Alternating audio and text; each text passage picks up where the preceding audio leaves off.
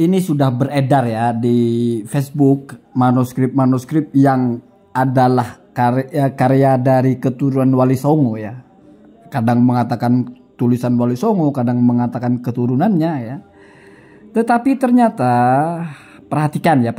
Ini ada tiga jenis gambar kan. Ada yang putih polos, ada yang agak merah itu. Yang tulisan yang dianggap tulisan Wali Songo atau keturunan Wali Songo itu yang agak ada warnanya kertasnya itu. Tulisannya sama persis dengan apa yang ada dalam kitab Ummul Barohin karya Syekh Sayyid As-Sanusi yang lahir tahun 830 Hijriyah. Tapi kita kan bisa mentelak apa? Kira-kira dari tiga naskah ini yang mana sih yang versi orang menyalin, yang mana yang versi orang memang ngaji kitab dan menulis kitab itu? Perhatikan ya. Yang manuskrip yang putih itu adalah salinan dari karya As-Sanusi. Bentuknya seperti itu, Pak. Naskah ya, yang dicetak menjadi kitab sekarang itu, manuskripnya biasanya seperti itu. Tulisannya rapat, kecil-kecil, Pak. Nggak ada harkatnya, apalagi artinya. Bandingkan dengan yang sebelahnya itu, tulisannya besar-besar, ada harkatnya, ada artinya. Ya kita sepakat dong, tidak mungkin juga ini Wali Songo menulis. Wah kacau dunia persilatan, Pak. Ini Ummul Barohin ya, nggak balawi ini. Langit dan Bumi sudah mengatakan itu karya As-Sanusi, Pak. Masa dia itu karya Wali Songo juga hanya karena kamu punya kitab ada tulisannya sama dengan Ummul Barohin. Ini sama dengan masalah Sulamut Taufik. Ya, perhatikan itu ya. Jadi kalau tulisannya besar-besar itu bukan orang ngarang kitab, Pak. Bahkan nyalin kitab pun tidak, itu yang ngaji kitab ya, nyalin, tapi dia tujuannya memang ngaji.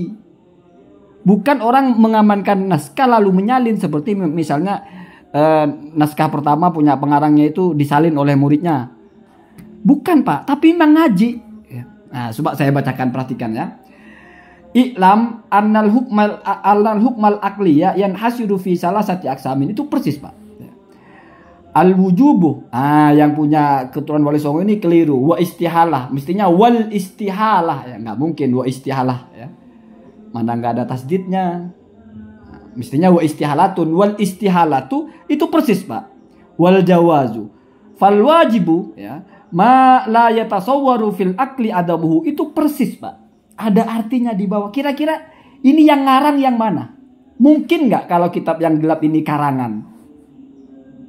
Itu saja, sesimpel itu. Jadi kalau kamu punya kitab-kitab tua, nggak mesti itu berarti yang punya itu ngarang, Pak. Karena dulu orang biasa, kitab itu belum ada percetakan banyak, sehingga mungkin dia ditulis ulang. Kita kalau ngaji kitab, kalau kitabnya nggak ada kan kita tulis, Pak. Kan biasa itu, tulisannya besar-besar, diharkati. Terus ketika dijelaskan, diartikan di bawahnya. Itu bukan ngarang kitab, Pak. Ada yang ngotot ini juga disebut manuskrip. Iya, manuskrip tulisan tangan. Tapi maksud saya manuskrip itu karangan ya. Artinya kitabnya sendiri. Atau dia menyalin, tapi menyalinnya itu seorang ulama yang menyalin naskah. Misalnya Sulamut Taufik, naskahnya disalin oleh siapa? Ada 5 naskah itu kan, ada 4 atau 5 disalin. Itu namanya nasih. Di bawahnya itu nanti tamman naskhuh. Begitu biasanya. Selesai penyalinan. Jadi bukan penulisan, Pak, penyalinan. Kalau tamma kitabu agak-agak itu. Ya. Jadi nggak masyhur, tamma kitabu itu nggak masyhur ya. Biasanya tamman naskhuh, menyalin. Atau wa kanal farawu min hadzal kitab, atau min imla'i hadzal kitab, dan selesai diimlakan kitab ini, biasanya begitu, Pak. Ya tidak perlu digas masalah ini ya. Yang kita mengerti saja. Kalau ada seperti ini, ada tulisannya besar-besar, ada harkatnya, ada maknanya. Dan kitabnya sudah masyhur punya orang. Masa tiba-tiba yang ini yang ngarang hanya karena kertasnya lecek gitu? Oh nggak gitu, Pak. Nggak gitu juga. Ini yang pertama. Yang kedua, ada juga yang justru lebih tua lagi, Pak. Kitabnya Abu Laith, abad keempat. Ya. Abad keempat ternyata ditulis juga oleh keturunan Wali Songo dalam bentuk tulisan yang besar-besar. Itu mau kita sebut mengarang juga. ada artinya. Nah, seperti ini misalnya contohnya, perhatikan. Tulisan ini ya adalah menyalin atau menulis ulang apa yang ada dalam kitab Masailu Abil Lais yang diberi syarah oleh Syekh Nawawi menjadi Qatrul Wais. Ini kitab akidah, Pak. Semua orang sudah tahu kalau baca tulisan ini, oh ini kitab Qatrul Wais. Atau ini enggak, ini bukan Qatrul Waisnya, tapi ini Masailu Abil Lais. Nggak lalu tiba-tiba jangan-jangan ini karya Wali Songo juga ini. Wah repot, Pak. Repot ya. Yang nulis aja nggak maksud begitu, kita aja yang mengklaim-klaim ya. Itu yang tidak enak sebetulnya ya. Memuliakan dengan cara yang salah. Kalau tidak percaya buktikan ya. Perhatikan. Dari mulai baris pertama ya. Perhatikan ya, saya sampaikan pembandingnya ya. Coba perhatikan ya di kitab yang tulisan tangan itu baris pertama ya. Di situ kan kepotong itu. Kalau di halaman sebelumnya mesti lengkapnya adalah mas'alatun idza qila laka al-imanu bi sifatit thaharati amla. Kalau kamu ditanya iman itu memiliki sifat suci apa tidak?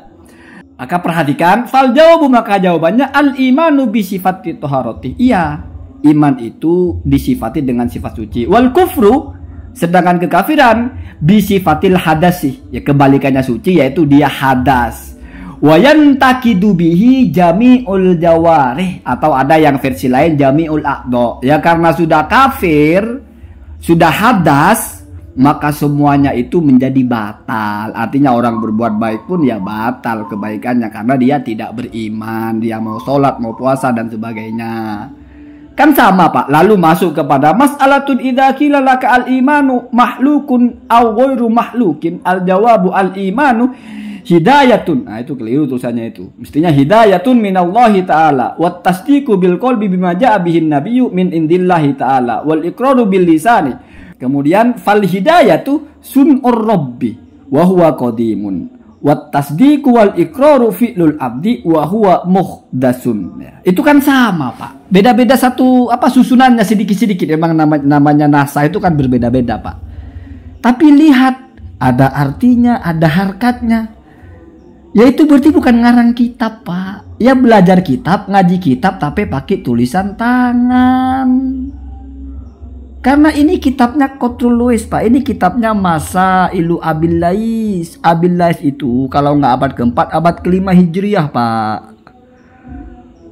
Oh, masa iya bohong itu ternyata karya Wali Songo juga hanya karena kamu temukan ada kitab tua punya leluhurnya, ada tulisan bahasa Arabnya sama dengan kitab yang lain. Ya dilihat juga, Pak. Kalau disuruh tes kepada orang yang mengerti, ini manuskrip karangan kita, mana ada karangan begini, ini bukan ngarang. Ini orang nulis kitab, nyalin kitab orang. Sama dengan kamu punya kitab, kamu tulis ulang, terus diartikan, diharkati. Nggak pernah ada, Pak, manuskrip ulama ngarang kitab ada harkatnya. Pegang omongan saya itu ya. Nggak pernah ada juga, Pak, ulama menasah atau menyalin kitab karangan ulama itu ada harkatnya. Kenapa? Karena dia ulama, Pak. Untuk apa dia harkati? Kalau diharkati itu namanya orang baru belajar. Atau mungkin ini untuk murid-muridnya takut salah baca diharkati. Berarti itu memang untuk diajarkan ditulis. Kalau ulama mengamankan naskah dia menasah, nggak pernah ada, Pak, dari zaman Robin Hood, zaman kapanpun kok ada manuskrip ngarang kitab, ada harkatnya, ada artinya. Nggak gitu, Pak ya, nggak gitu. Ulama itu tulisannya rapet-rapet gitu, Pak, gitu ya, gitu. Oh iya, Abul Lais itu lahirnya tahun 300-an, wafatnya pun masih tahun 300-an, Pak, Hijriah. Berarti hidupnya di abad keempat. Kira-kira abad keempat ada Wali Songo atau siapa orang Nusantara ini sudah nulis kitab bahasa Arab, Pak.